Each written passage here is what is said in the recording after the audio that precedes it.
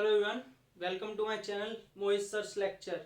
Students, आज मैं आपको क्लास 9th से जो आपका चैप्टर है क्वाड्रिलेटरल्स एनसीईआरटी से चैप्टर नंबर 8 उसमें आरएस अग्रवाल से एग्जांपल नंबर 5th करवाऊंगा। बेटा आरएस चल रही है क्योंकि एनसीईआरटी हमने पूरी की पूरी अपलोड कर दी है।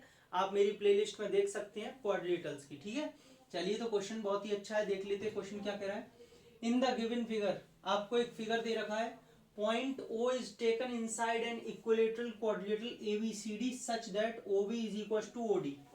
बेटा आपसे कह रहा है ये ABCD एक इक्विलेटरल क्वाड्रिलेटरल है। अब आप कहेंगे सर इक्विलेटरल ट्राइंगल तो सुना था, ये इक्विलेटरल क्वाड्रिलेटरल का क्या मतलब है? बच्चों एक ऐसा क्वाड्रिलेटरल जिसकी चारों साइड्स इक्वल होती हैं उनको हम क्या बोलते हैं? इक्विलेटरल क्वाड्रिलेटरल बोलते हैं। ठीक है, A B B C C D और डी है, ये चारों साइड्स बराबर होंगी इसकी। अच्छा, आपसे क्या कह रहा है? ओबी ओडी के इक्वल है, ये ओबी ओडी के इक्वल है, ये और गिवन है आपको। तो आपको शो करना है कि A O C are in the same straight line. ये जो ए ओ सी है वो एक स्ट्रेट लाइन में पड़े हुए हैं। मतलब बच्चों आपको इनडायरेक्टली में प्रूव करवा रहा है कि ए सी इज अ स्ट्रेट लाइन एक तरीके से, या ए O C is a straight line, ये प्रूव करना है। क्वेश्चन समझ में आ गया? क्वेश्चन में किसी को कोई डाउट तो नहीं है? चलो अब एक चीज और समझो बच्चों, आप पहले तो ये समझ लो, ये A B B C C D और डी ए इक्वल है और ये इसके इक्वल है। ठीक है, ऐसे। अब समझिए सर, टारगेट सेट करते हैं। एओसी एक स्ट्रेट लाइन है, कैसे प्रूफ होगा? बेटा लाइंस एंड एंगल्स पे पहुंचो। लाइंस एंड एंगल्स में हमने ये प्रूव करवाया था कि अगर कोई एक स्ट्रेट लाइन है और यहां पर कोई रे है तो उसके एडजेसेंट एंगल्स का सम 180 डिग्री होता है लीनियर पेयर ऑफ एंगल से। इसकी कन्वर्स क्या थी कि अगर किसी दो एंगल्स का सम 180 डिग्री है एक रे के बीच में, तो बेटा जिस पर वो पड़े हुए हैं वो एक स्ट्रेट लाइन होगी। मतलब अगर मैं ये प्रूव कर दूं कि इन दोनों का सम 180 है, किसी भी दो एडजेसेंट एंगल्स का सम 180 है, तो ये प्रूफ होता है कि ये वाली जो नीचे है, ये जिस बेस है जिसमें पड़े वो एक स्ट्रेट लाइन होगी। यहां भी हम यही करने वाले हैं। अब टारगेट समझ में आ गया। हमको एओसी अगर एक स्ट्रेट लाइन प्रूव करनी है तो हमें यहाँ पे प्रूव करना होगा चाहे तो ये वाले एंगल, देखो बेटा ये ओ पॉइंट नेमिंग करिए इन्होंने, छोटा कर दिया, या तो इन दोनों का सम दिस प्लस दिस, या फिर इन दोनों का सम हमको 180 डिग्री शो करना होगा। अगर इन दोनों का सम 180 कर देंगे तो भी एओसी स्ट्रेट लाइन, इन दोनों का सम कर देंगे तो भी ये स्ट्रेट लाइन होगी।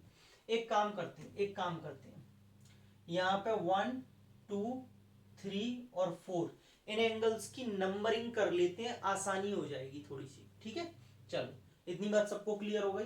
अब चलते हैं, देखिए गिवन गिवन में बच्चों में क्या दे रखा है?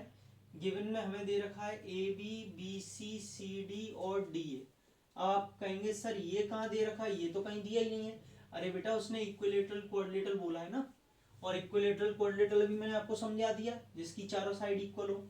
और क्या दे रखा है? यहां से दिया है O B is equal to O D, ये ओ बी ओ डी के बराबर है। ओके, हमें क्या प्रूव करना है? हमें प्रूव करना है ए O C is a straight line.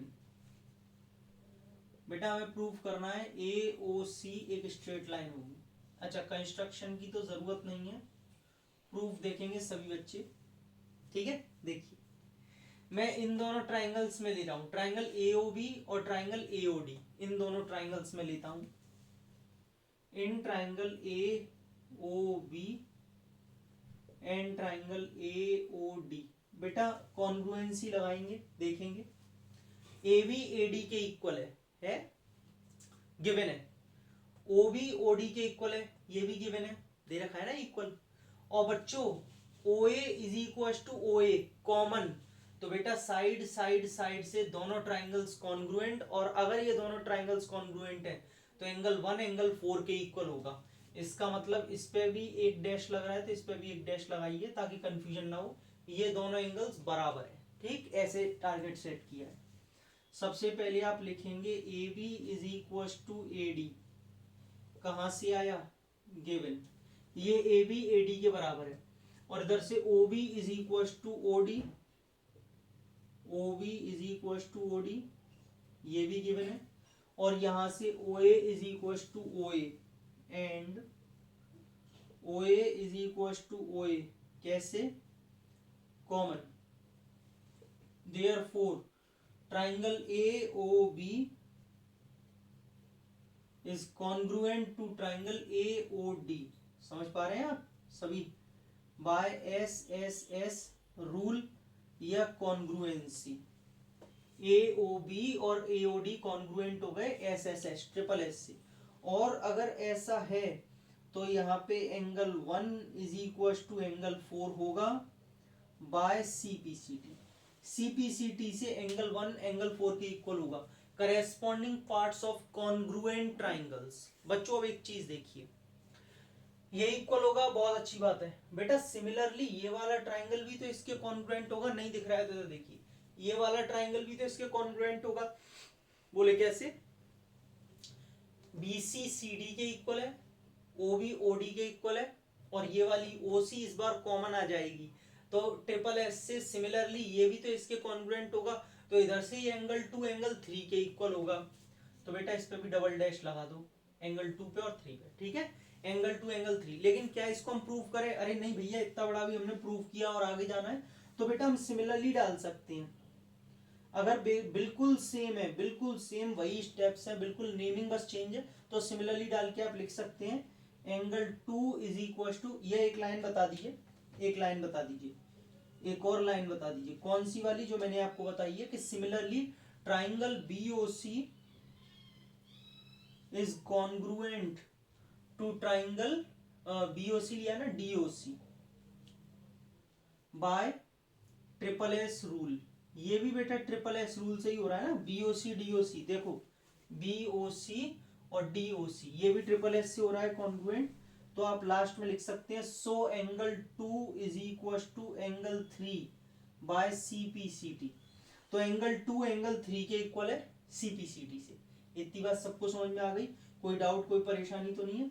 Now अब यहां से देखेंगे सभी बच्चे, हमें पता है कि angle 1 plus angle 2 plus angle 3 plus angle 4 is equal to 360 degree होगा। चारों एंगल्स का सम जो होगा 360। कैसे?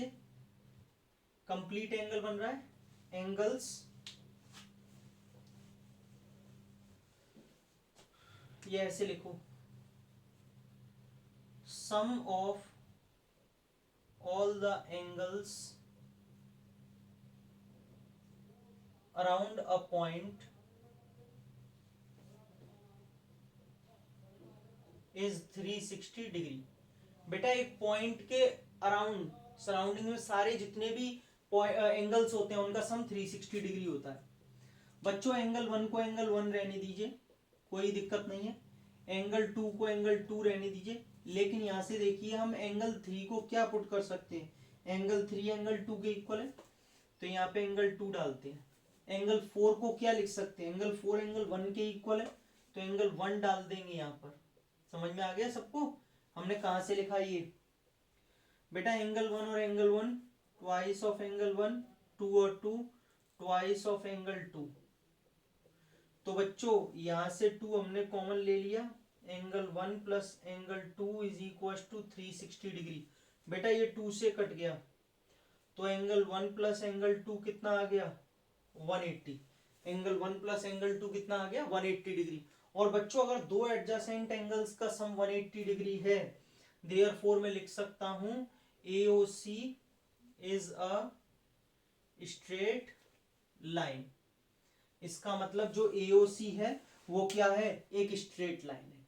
Got it? और बच्चों यही हमको प्रूव करना था कि एक स्ट्रेट लाइन होगी। अगर किसी भी दो एडजेसेंट एंगल्स का सम 180 डिग्री होता है तो वो एक स्ट्रेट लाइन पे पड़े हुए होते हैं by converse of linear pair axiom. सही है? आई होप आपको समझ में आ गया होगा। अगर आपको समझ में आ गया तो प्लीज सभी अपने फ्रेंड्स को शेयर कीजिए और वीडियोस को देखते रहिए। प्लेलिस्ट आप चेक कर सकते हैं। चलिए तो अगली वीडियो बहुत जल्द, तब तक के लिए keep sharing, keep smiling and keep watching.